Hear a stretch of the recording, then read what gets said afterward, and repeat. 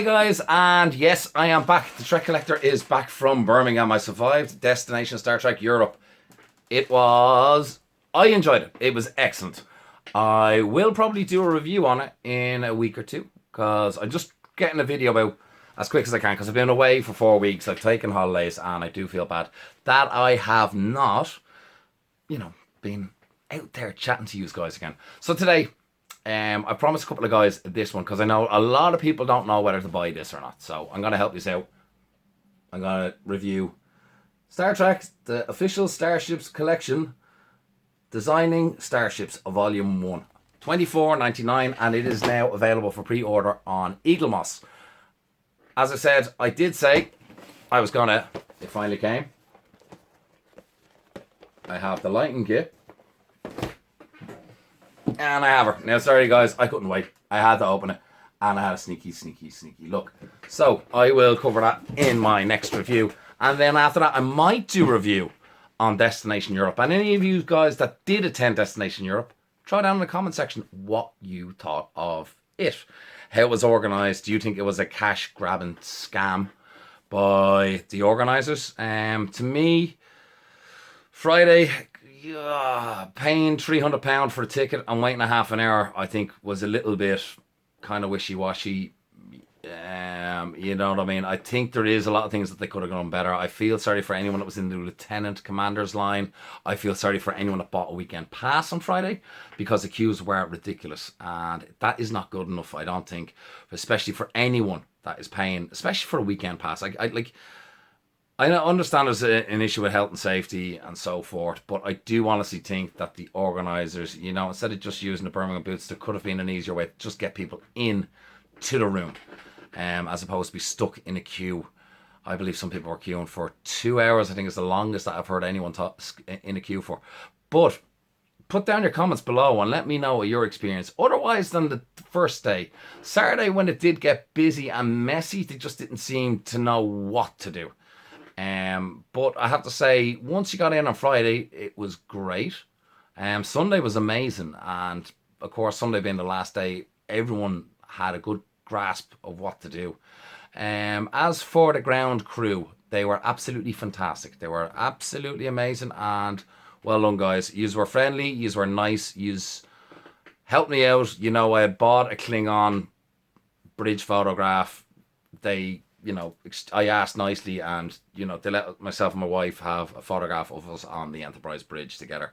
Even though I had paid for one anyway, I'd rather get that than two Klingon bridge photographs. I didn't like the Klingon bridge, to be honest, which I think it was a bit cack. The Enterprise D and the Enterprise sets were a little bit poor, guys. And you know what I mean? I think they're adequate for the photographs, and there was a good thrill of being on them. But I honestly think, you're gonna charge people that money. Get it right. Look at James in Canada and the design that he did on his. It'd be nice to see something coming back. But I will do a proper review on Destination Europe maybe in about 2 weeks' time. But as I said, guys, throw the comments down. If you were at it, give me your experience. Because what I'm going to do is I'm going to break down the Lieutenant Commander's package, and I'm going to break down the Commander's package and see exactly what we got. To what they were selling. I think that might be a little bit more fairer. As to all the guest stars, well, you know what? Yous are all absolutely amazing. I had one of my favourite characters from TOS has always been Chekhov, just because he's cheeky, he's up to no good, and he's full of mischief.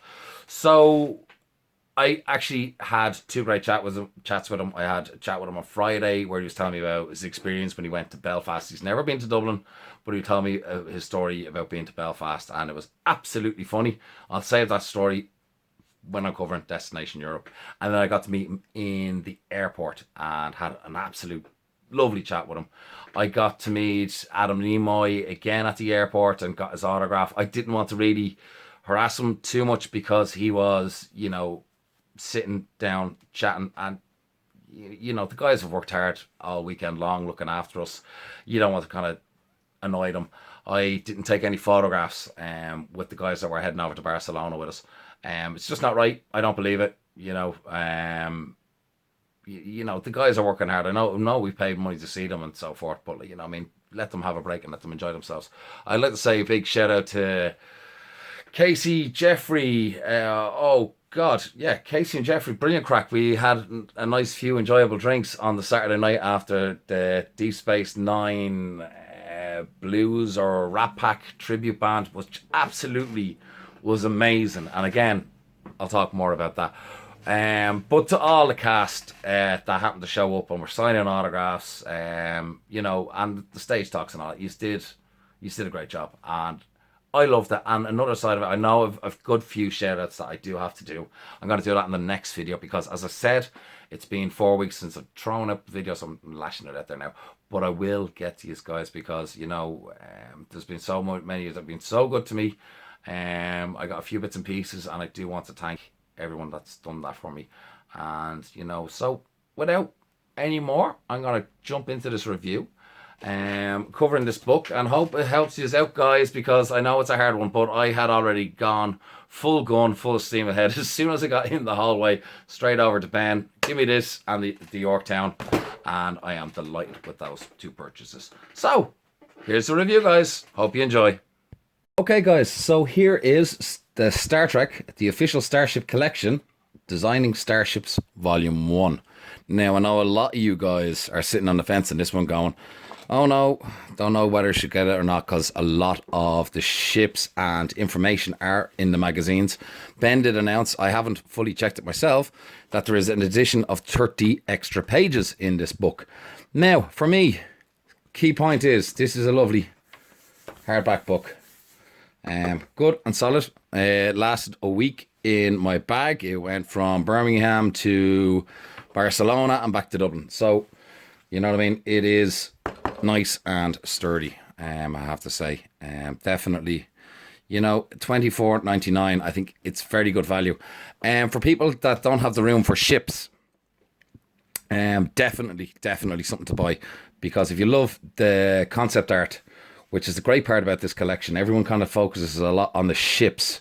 The magazines are absolutely fantastic, and it's a credit to Ben and the guys from Eaglemoss. And I want to give a shout out to Ben and the staff at Eaglemoss at Destination Europe. They were absolutely fantastic. They loved chatting to all us collectors of the Starships, of official Starship collection. They did take time out to chat to us. I got some great photographs, which I gave to Irish Trekkie, because he always covers the ships. So I thought I'd give him the exclusive. And they know of a little group that we have out there, the unofficial Starship collection. So they are paying attention to us on Facebook and YouTube and so forth. So just going to open up the book there. So very, very nice. So the contents, we have the Enterprise. Redesigning the Enterprise for the Planet of the Titans, which I think is a nice addition. Redesigning the original Enterprise. The Enterprise NCC 1701 refit, Enterprise D, Enterprise C, Enterprise B, Enterprise E, Enterprise NX-01 Galileo shuttle, the first TNG shuttles, Speedboat shuttle, USS Reliant, USS Excelsior, Stargazer, Akira class, USS Centaur, ECS Fortunate, SSS Botany Bay, Borg Fleet, Borg Tactical Cube, Ferengi Marauder, Bajoran Solar Sailor, USS Dauntless, Krenim Weapon, Romulan Drone, Species 8472 Bioship, Malon Export Vessel, Herosian Warship, Tolian Ship, Nazigan Freighter, Sakira Class, and the Vulcan Dekir. So, well laid out. So we have over, I'll tell you the pages now, we'll go to the end in this book. We have 157 pages. And what I love about this book, it was actually, and it's signed by Ben, I had to get him to sign it. The lovely thing about this book is it's just so well laid out. The magazines are great, but with magazines, we do have the issue that they're in their folders and they're not easy to pull out for references. So the great thing is, like the likes of me doing the Nerd Escape with Irish Trekkie, or talking to John Eves or Rick. We haven't spoken to Doug yet. We'd love to. But like, you know, it's a nice way to kind of pull out a book and look at their concept art and so forth like this. So This is the design of the Enterprise. So, as I said, this book is really, really well laid out, guys, and lots of concept artwork in this book. And I like the way that they added in the Planet of the Titan, because, as we all know, the preview for that was released by CBS on the Discovery was very much, you can see, was influenced by the design for Planet of the Titans. I do know that ship is going through a redesign at the moment. And again, you know, guys, I know a lot of us aren't too happy with this ship, but keep an open mind is all I'm going to say.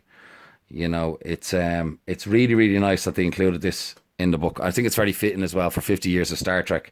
You know, it is part of Star Trek history, and it's kind of great to see that Brian Fuller and co are kind of looking towards keeping, you know, a bit of old tradition. Yes, Gene Roddenberry did reject the designs, and he went back to Matt Jeffries, who had initially started a redesign of the Enterprise for Phase 2. Which was great that Andrew then came along and then did his work, and that's how we got the refit Enterprise. But again, I think it's very fitting that these pieces are included in this book, and as we can see, there's the asteroid, you know, that we see in the trailer for Discovery. Kind of a very similar shot there as well, Discovery leaving the asteroid. So, and here's we go with the Phase 2 concept art, which again, I believe it was all Matt Jeffries kind of looked back, and, you know, if he wanted to change anything, it was mainly the engines. But, you know, it is kind of I like the design. I know some people don't. It's kind of one of those funny things. You either like it or you hate it. But you can see kind of like that step to the actual refit. And here we go again, designing the refit. And again, lovely artwork. And again, Ben twittered these pictures going back on his Twitter page. And they're nice pictures to get included on the artwork. And Ben, with one of his talks, showed us he has a massive amount of folders. Anything in relationship to Star Trek designs and so forth. He's got a massive great archive of stuff. And, you know, it's really great as a fan to be, you know, going through all this and looking. And as I said, I know some of these drawings do come up in the magazines, but I do think they have laid it out very, very well in this book, as you can see. Now, I have to say,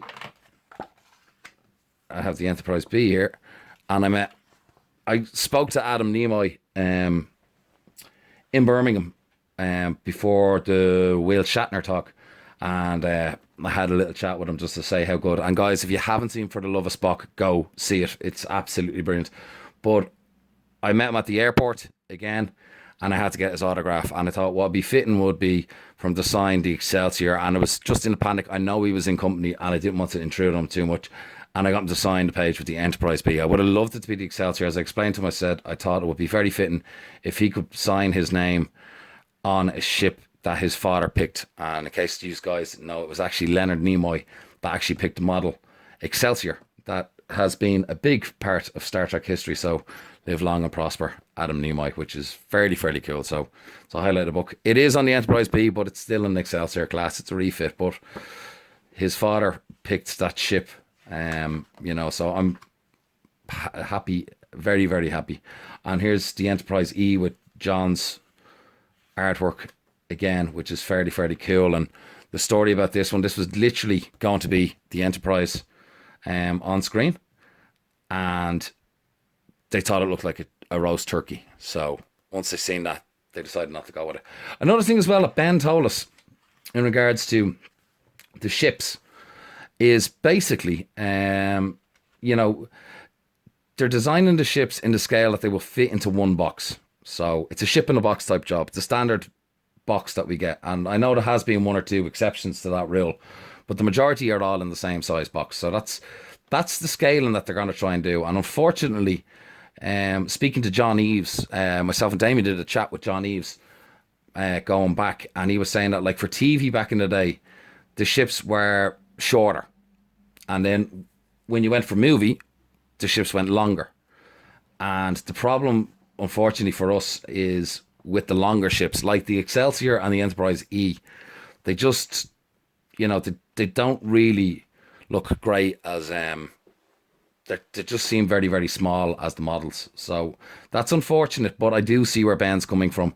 It's just in order to get a good pricing right across the line. And, I'm happy enough with the collection so far. And here's some of Doug Drexler's concept art. And this was nearly the ship for Enterprise. I think it would have been cool. I think the producers should have taken a risk on this one. I think the show might have done better as well. They were too scared that was too familiar to Kirk's ship. So what? I think that was an actually lovely design. I'd love to actually have a model of that ship. But again, going back to initial concept art from Matt Jeffries, which is fairly cool by Doug. And again, it's great for us Star Trek fans to see so many passionate people involved with Star Trek productions, that are big fans and will revert going back. Another nice thing about this book is we've got the shuttlecraft stuff, which I didn't really like the small magazines. I can understand from a point of view to try and box and, get everything together. But this is now great to me that we have all this on a nice size and all together.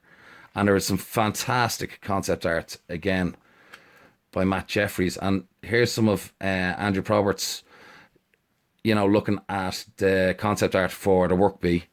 There's a fairly cool shuttle. Again, I'd say reasons being probably too difficult to build. So they probably simplified it down, I'd imagine. And here we go on to Rick, the speedboat shuttle, which is fantastic. You see the evolution here between the shuttles there, which is absolutely fantastic. Again, just using initial concept design. And we go into the Reliant. I don't want to really blow too much of the book, but like the layout is great, guys. It's done very well. We've got the Excelsior again with some different models. But any of you guys that are sitting on the fence, I think you should go for it. I think it's really nice. It's a grey hardback. It's well laid out. I have started reading it, and I know I've read some of the bits and pieces already in it before, but it is just so nice. It really, to me, belongs beside Mr. Scott's Guide to the Enterprise. It's just so well detailed. It's it's well put together. It's absolutely fantastic. I really do like it. And as I said, I know somebody turned around and went, well, it's £1 a page. It's not really £1 a page. For the extra 30 pages, you're less than £1 a page, and it is in a hardback. And you're getting some of the existing stuff too, and it's all in one place. So, Ben, well done on this, and I would really love to see Volume 2. I hope the sales go well enough to justify it. I know you sold out in Birmingham at fair play. I'm delighted for you guys, because you do work really hard. And I made it my mission was to go get this and go get the SS Yorktown, which I do have, and I'm not showing you guys.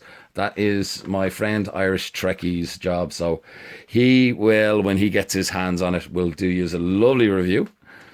But as I said, it's probably going to be a while before anyone else gets this, so I just want you to have a good look at the book and see the way how it's put together.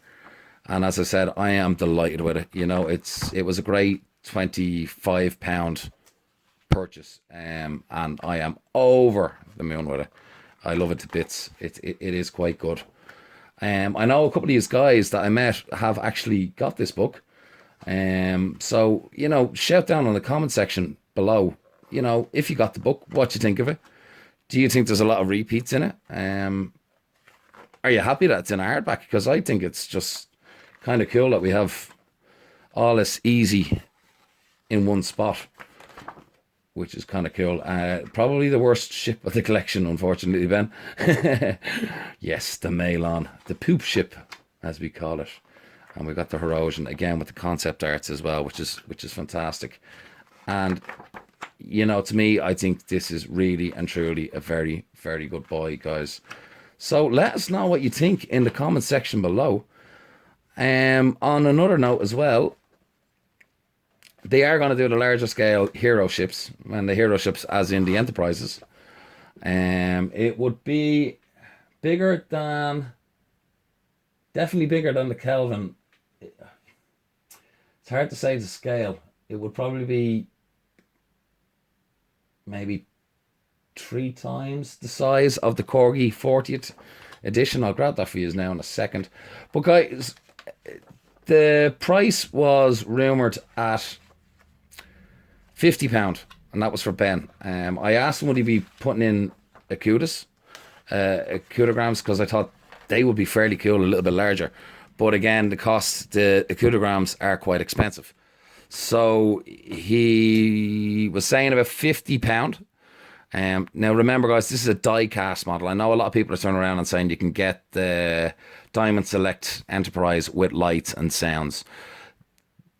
Ben has been very, very fussy about this ship. He wants to have everything perfect on it. The model that he had at Birmingham, there was 1 or 2 mistakes that had to be rectified. But it's a die cast model. It is fairly, very heavy. It is well made. So, you know, you have to think that way. I'm just going to grab my 40th edition Corgi Enterprise.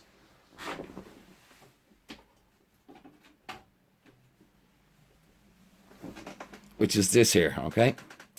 So, this is all mainly metal, okay? It's a bit dusty and all that. You know, it's about... Dave was holding it there. I'm nearly sure it's about 3 times the size of this. Okay? And to me, that is very good value. I think I paid around £20 at the time when this came out. £20. So that's going back 10 years ago. Multiply that by 3. If you treble in size, that's £60. So, Ben, don't change your mind. £50 is enough. We're not all rich trekkies. But, you know, it's a die cast model. And they have, in fairness, they've put a lot of detail in along the saucer section and so forth like that. There is light and detail around here. So, you know, it's definitely something and one that I'm definitely looking forward to. So, guys, that is the review from the Trek Collector. I hope you enjoyed it. And I hope, you know, this is now available for pre-order on the Eaglemoss website for $24.99. I think it's very, very good. I didn't check up about the Yorktown. I don't think it is available yet for pre-order. But again, it is, I think, fairly, very fitting 50th anniversary tribute by Eaglemoss. Nothing too elaborate, but, you know, Gene Roddenberry wanted to call the Enterprise SS Yorktown. So I think it's kind of like fitting to do something different. And I do like it. So, there you go. Okay, folks, without going any much more longer, because I wanted to try and get these videos down to about 15-20 minutes for you guys, because I know it's a bit kind of hard listening to me. So next time, I promise, we will look at this.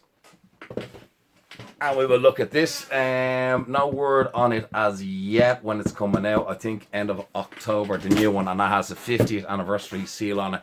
I believe it's missing a shuttle bay, and it could be cheaper than £179 sterling. The lighting kit still is, you can use the lighting kit for the shuttle bay, which is brilliant. I want to have the shuttle bay. I'm going to try and actually get the shuttle bay to work. I am worried because I have seen a couple of YouTube videos and it is a toughie. I see a lot of guys have changed out the lights and gone for smaller lights. If I have to do it, I have to do it. But yeah, and then I might do a review on Destination Europe properly, and then hopefully if Diamond Select ever get their butts into gear, I might have a Romulan bird of prey, because I've been sitting on the fence waiting for this one for a very, very long time. I believe the great news is that all the lights on this actually light up, which, you know, it's great. Again, by Diamond Select, I'm going to say that their models are improving. I know they're getting some slack over why they did the Romulan bird of prey, but come on, it's the 50th, and I think it's nice that they've gone back and done a TOS ship. It's going to look great beside the TOS Enterprise. I do agree with some people. I would have preferred to see the D7, but hey, you know, if this completely lights up, this could be a nice ship. Hopefully there's no light leaks. That's the main thing. But anyway, guys, look, take it easy, live long and prosper, be good, be great, look after yourself, guys, and until 2 weeks' time, I'll be back with my next review. Take it easy.